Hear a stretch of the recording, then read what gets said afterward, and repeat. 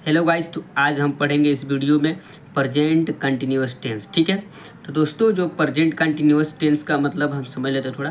ये देखिए, प्रेजेंट का मतलब होता है वर्तमान, और कंटिन्यूअस टेंस का मतलब होता है जारी रहना, और टेंस का मतलब होता है समय।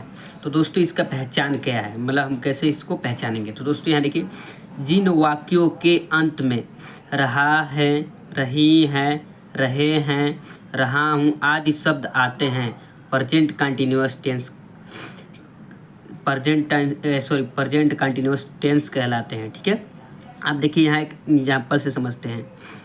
वह घर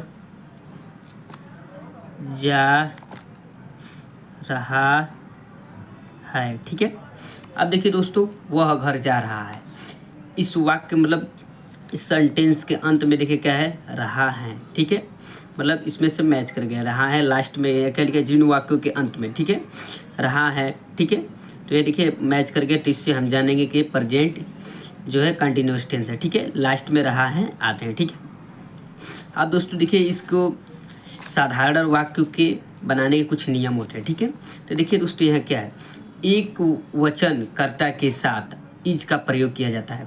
एक वचन का मतलब समझिए, जैसे यहाँ देखिए जब भी एक व्यक्ति की बात की जाए, मतलब एक वचन का मतलब एक होता है। ठीक है, एक वचन मतलब एक वचन जब सब्जेक्ट रहेगा तो उसके साथ हम इज का प्रयोग करेंगे। ठीक है, और दूसरा देखिए दोस्तों, कर्ता आई के साथ एम का प्रयोग किया जाता है। जो आई रहता है, मतलब जैसे कभी भी आई का जहाँ हम लिखेंगे उसके साथ एम का प्रयोग जरूर करेंगे। ठीक है, तो अभी हम ट्रांसलेशन करेंगे तो सीख लेंगे। ठीक है, अब देखिए दोस्तों यहाँ क्या, बहुवचन कर्ता के साथ आर का प्रयोग किया जाता है। मतलब जो बहुवचन होता है उसके साथ, जैसे मतलब एक से ज़्यादा होते हैं उससे बहुवचन कहते हैं, तो उस बहुवचन कर्ता के साथ जो सब्जेक्ट होता है उसके साथ हम आर का प्रयोग करते हैं। ठीक है, और दोस्तों यहाँ देखिए मुख्य क्रिया में आईएनजी जोड़ देते हैं, मतलब जो मुख्य क्रिया होती है, ठीक है, उसमें आईएनजी जोड़ देते हैं। ठीक है, तो देखिए दोस्तों इसके कुछ सूत्र होते हैं जो हिंदी में पहले देख लेते हैं। ठीक है, यहाँ देखिए दोस्तों, सबसे पहले हमको ट्रांसलेशन करने के लिए कर्ता लिखेंगे। ठीक है, फिर सहायक क्रिया।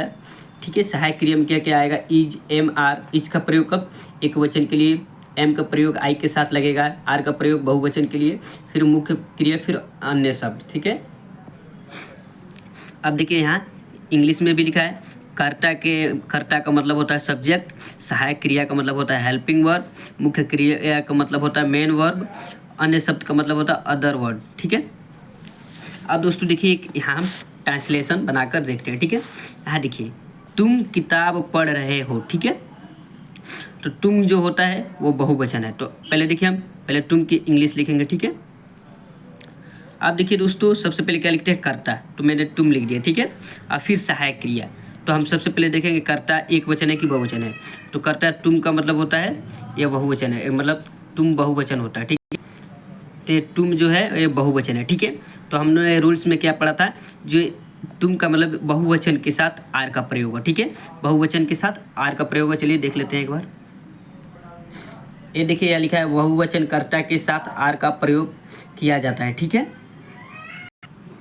अब देखिए दोस्तों, तुम किताब पढ़ रहे हो, मतलब ये तुम जो है हम पहले सब्जेक्ट लिख दिया। अब देखिए यह जो सब्जेक्ट है यह क्या है, बहुवचन है, तो हम इसके साथ आर का प्रयोग करेंगे। ठीक है, आर लिखेंगे। ठीक है, अब देखिए दोस्तों मुख्य क्रिया, ठीक है, मेन वर्ब। ठीक है, तो किताब पढ़ रहे हो। ठीक है, तो ये पढ़ रहे हो मतलब ये पढ़ने की इंग्लिश होता है रीड। ठीक है, अब दोस्तों देखिए इसके बाद देखिए आईएनजी कब जोड़ते हैं, तो यहाँ देखिए रूल्स पढ़।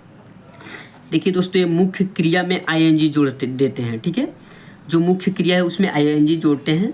ठीक है, तो मुख्य क्रिया, तो ये देखिए जो मुख्य क्रिया है उसमें आईएनजी जोड़ेंगे, तो मुख्य क्रिया क्या है, पढ़ना है, मतलब पढ़ रहे हैं। ठीक है, तो ये पढ़ रहे हैं ये मेन वर्ब है। ठीक है, तो मुख्य क्रिया में आईएनजी जुड़ेगा। ठीक है, मुख्य क्रिया में हमेशा आईएनजी जुड़ेगा। ये पूरे जो प्रेजेंट कंटिन्यूअस टेंसेस में, मतलब जो हम साधारण वाक्य बना रहे हैं इसमें ये जो है आईएनजी जुड़ेगा। ठीक है, तो यहाँ देखिए आईएनजी जोड़ेंगे। ठीक है, जो हम लोग ट्रांसलेशन पढ़े, क्या पढ़े इसमें, जो इस ट्रांसलेशन के रूल्स हैं इसमें क्या है, मुख्य क्रिया में आईएनजी जोड़ देते हैं। जो ये ट्रांसलेशन है साधारण वाक्य, इसमें हम आईएनजी जोड़ेंगे। ठीक है, अब देखिए दोस्तों रीडिंग हो गया, ठीक है। अब देखिए अन्य वर्ड, ठीक है।